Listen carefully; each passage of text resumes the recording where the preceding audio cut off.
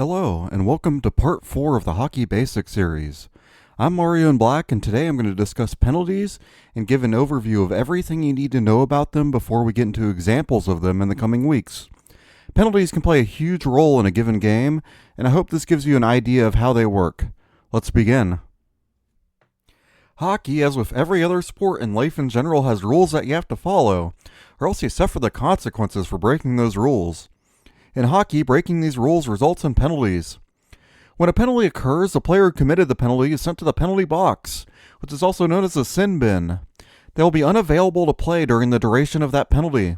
They are trapped in the box by themselves, although there are some off-ice officials like the penalty timekeeper there to keep them company, but, they're still kind of there feeling bad by themselves for committing that penalty. Most penalties are 2-minute penalties, and I'll break down the different kinds of penalties throughout this presentation. When a team is down a player, they are short-handed, which is also called being on the penalty kill. These two terms are used interchangeably. When a team is up a player, they are on the power play. Most penalties are called by the referees, which are the folks wearing the purple armbands. A few can be called by the linespersons, but almost all of them are called by the referees with a few exceptions. I'll get into those exceptions over the next 2 weeks when I talk about specific types of penalties, but for the most part, referees are responsible for calling penalties, and linespersons are more responsible for calling game flow and things like that. But I'll discuss the exceptions later on. Alright, here are the different classifications of penalties. Minor penalties are 2-minute offenses. These are your standard penalties and what a vast majority of infractions end up being. They're such a big part of the game that teams practice for when they're on the power play or penalty kill after a minor penalty. You typically see about 2 to 5 of these called per game, but there can always be more or less depending on the game flow, how things go, and how things turn out with the infractions. Major penalties are 5 minutes and are for more severe actions. These are much less common but do pop up every now and then. Misconducts are 10-minute infractions and don't lead to a player advantage like a minor or major penalty does.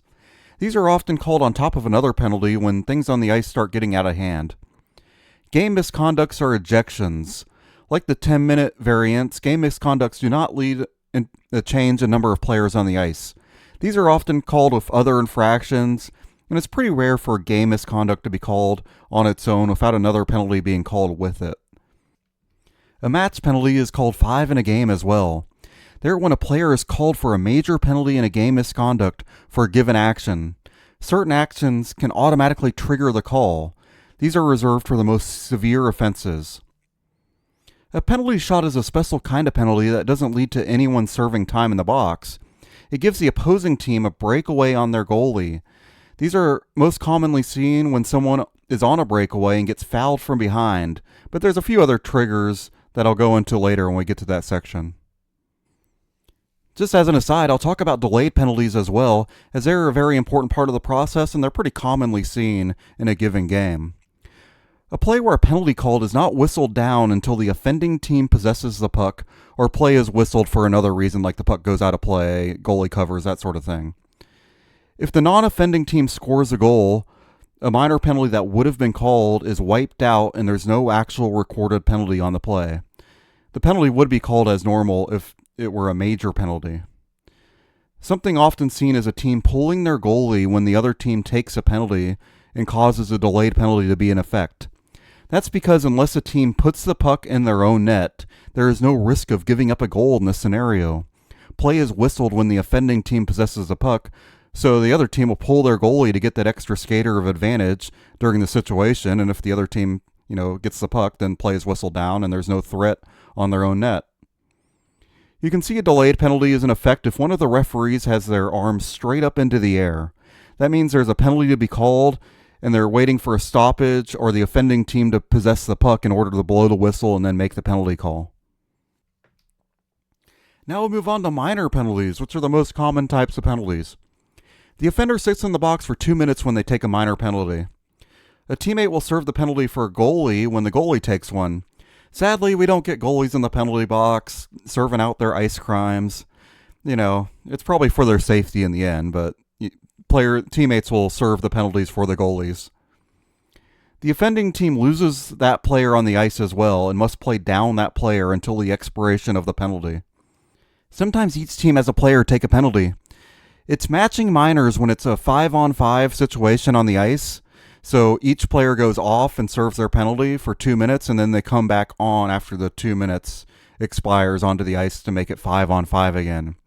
If it's not 5-on-5, if it's anything else, they'll be called coincidental minors, and both players will be taken off the ice to serve their penalties. However, they don't come back on the ice when the time expires on their penalties. They come back on the first stoppage after that.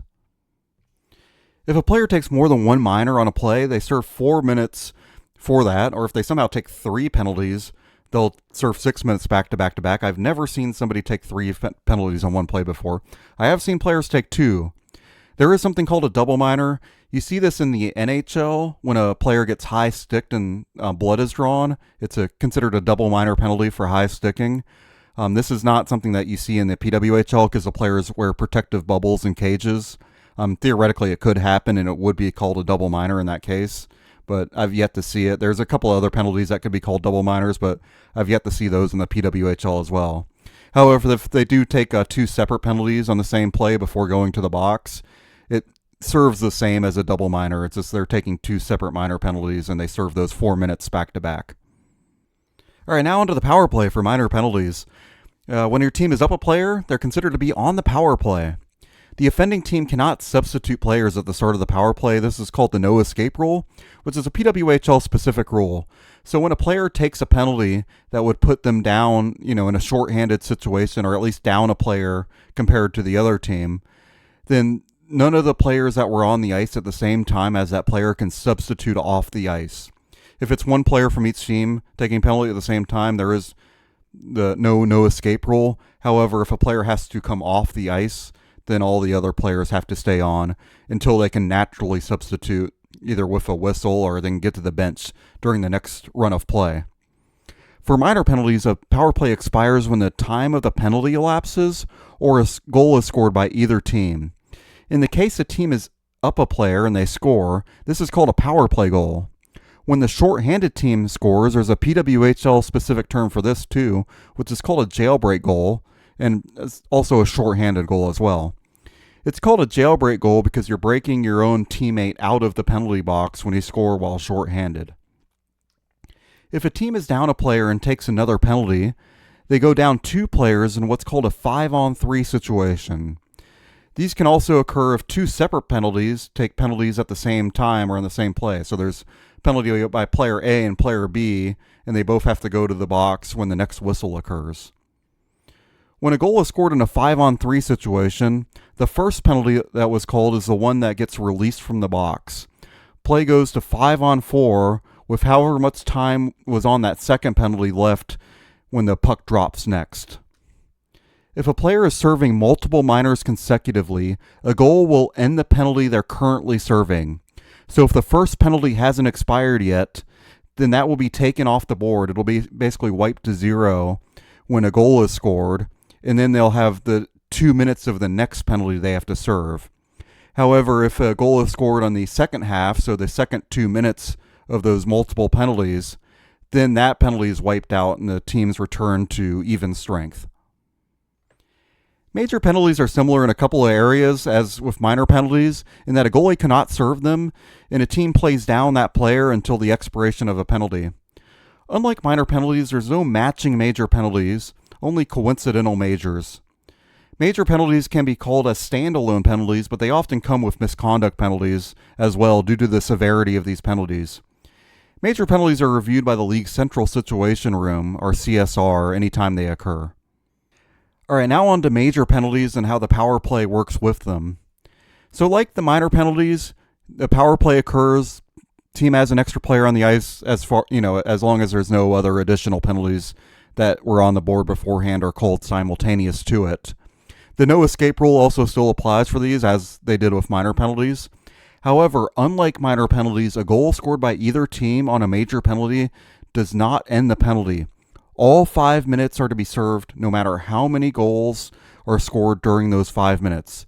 There's no jailbreak goals during this time. You can score shorthanded goals, but you don't release your player from the box. and any power play goals scored do not end the power play, so you can score as many as you can fit into a 5-minute span. The only thing that can end a major penalty, the 5 minutes from elapsing, is when the game ends itself.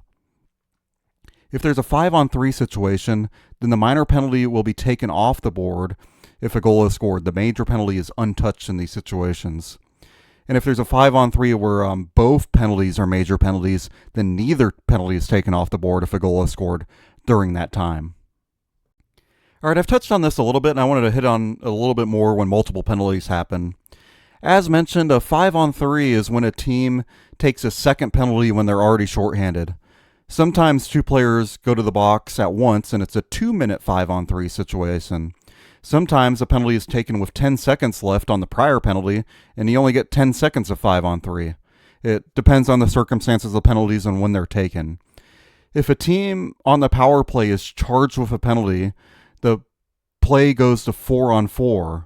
This stacks up, so it goes from 4-on-4 to 4-on-3 if another team takes a penalty, all the way down to 3-on-3, which is the limit, and I'll get to that in a couple bullets. Penalties do not end when a goal is scored where both teams are at even strength. For example, if Team A has a person in the box with 1:30 left and Team B has a player in the box with 30 seconds left, if a goal is scored at that time, neither player comes out of the box, since the teams have equal player power on the ice at the time. That 3-on-3 limit I mentioned a couple bullets ago means that teams cannot go below 3 skaters on the ice, so 4 total players if you include the goalie. If a team is down to 3 players and takes another penalty, that penalty will not start until the first penalty expires. In 3-on-3 overtime, players are added to the ice when there's a penalty.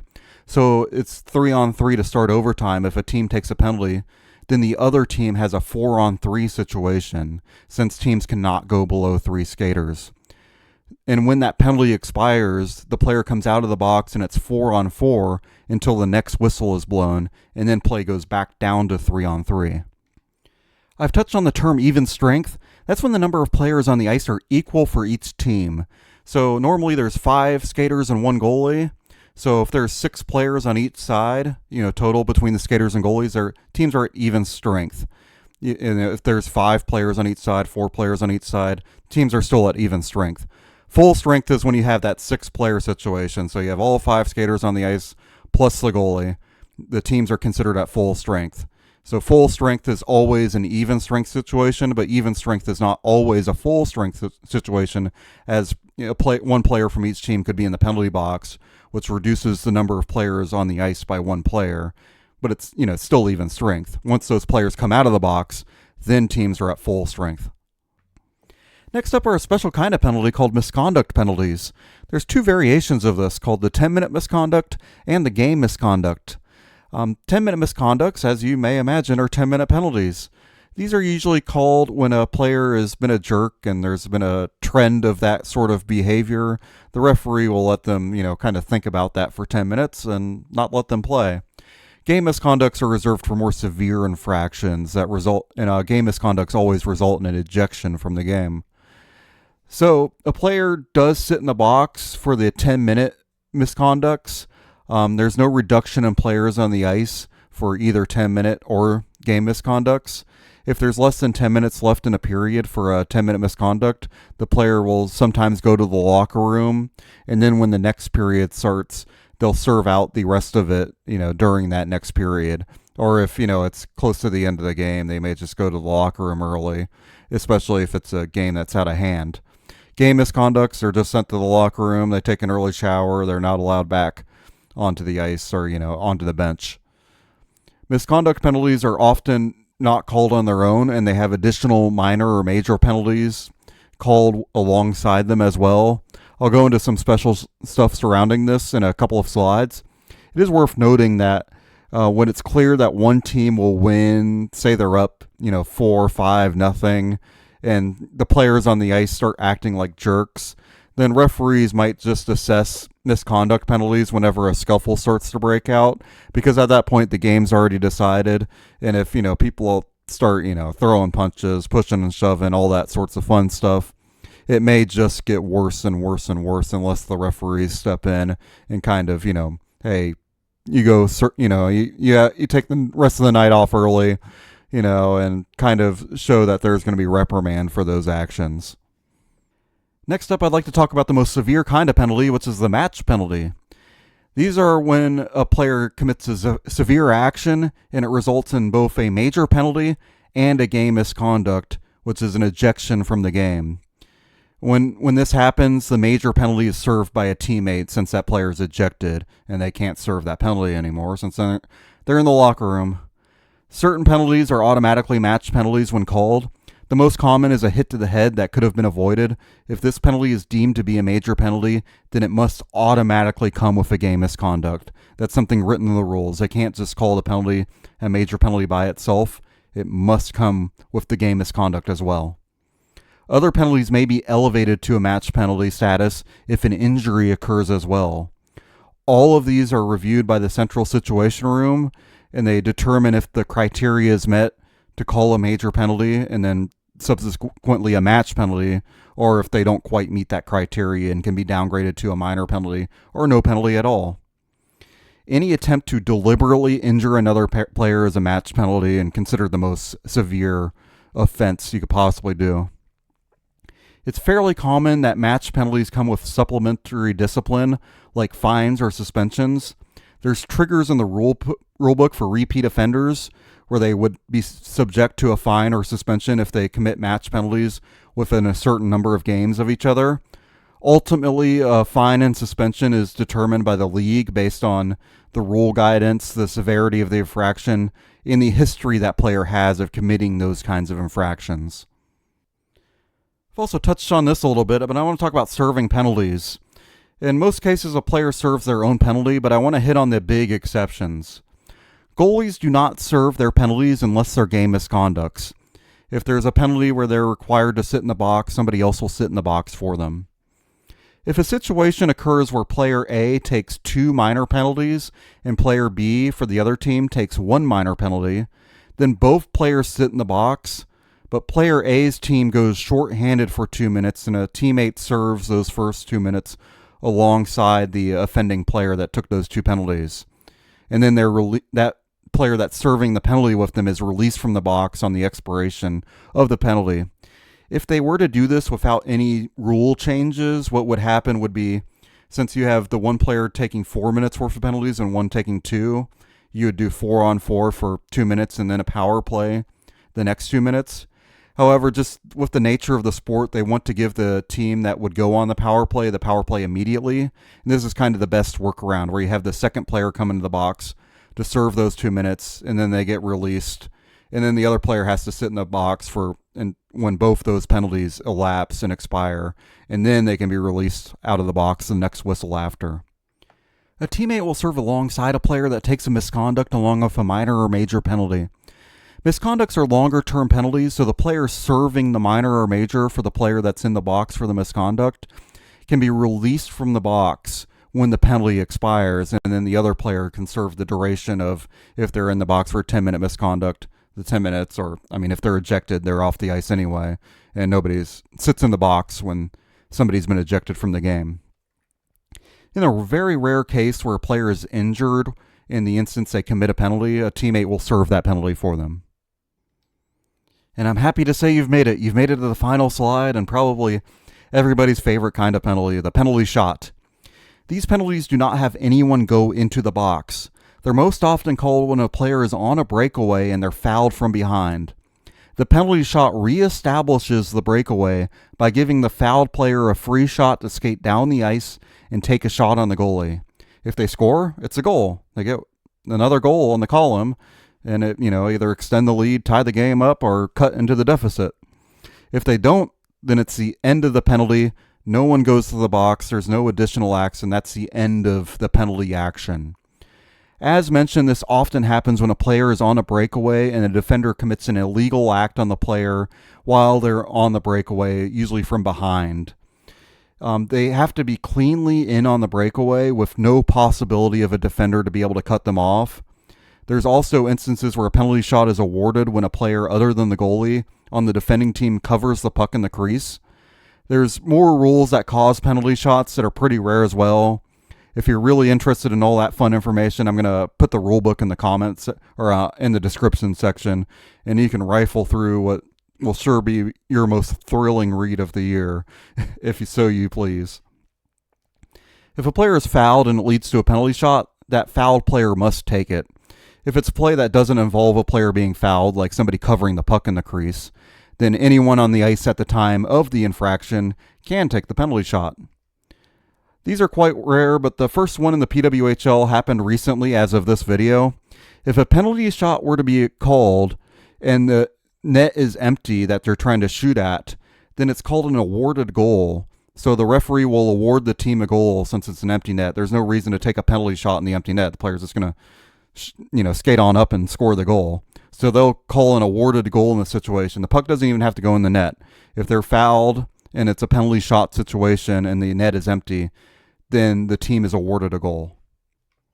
The rule for taking a penalty shot is that once a player picks up the puck from center ice, they have to be continuously moving toward the goal line. So they can't go backwards toward center ice. They can't go parallel with the goal line. They can't stop. They have to be in a continuous motion toward the goal line where the net they're trying to score on is at. They also only get one shot, so they can't put a rebound in. Penalty shots are not super common, but shootouts in games are much more common. If a game goes to overtime and it's nobody scores in the 5-minute overtime, a game goes to the shootout. And those situations are like penalty shots where, player will take the puck from center ice and skate onto the goalie alone and get their chance to score. A penalty shot is just something that happens in a game and can lead to a goal on the board, while a shootout, it's kind of its own separate thing. All right, that's it for this video. Thank you very much for watching. I hope I got you a baseline of penalties, what happens when they're called, and, power play, shorthanded, the different classifications of penalties. So hopefully you have an idea of, okay, a penalty is called, this is kind of what goes into play. The next 2 weeks, I'm going to do examples of specific kinds of penalties, like your hooking, holding, tripping, boarding, interference, some of the more common ones. I do have some video clips to show of them, so I'll be back to that, and hopefully those decks will be, not so wordy and kind of have, some videos to kind of break up the action a little bit and, make them a little more easily digestible. But I'm hoping this is a video you can go to when, you're not sure about penalties and you kind of need a little bit of information. Hopefully you can go to this video, even if you don't listen to it and just look at the slides. I really hope it provides some knowledge for you and your foundational understanding of the sport and, some of the specific PWHL quirks as well. So if you have any suggestions or feedback, leave them in the comment section below. If you're so inclined, you can like and subscribe. Appreciate anybody that's watched through this entire video and through this entire project I've got going on so far. Hope to have some good ideas for the summer as the PWHL is entering its playoff season. And this video will go up right after the first game of the playoff season. But thank you so much, and I hope everybody has a great day.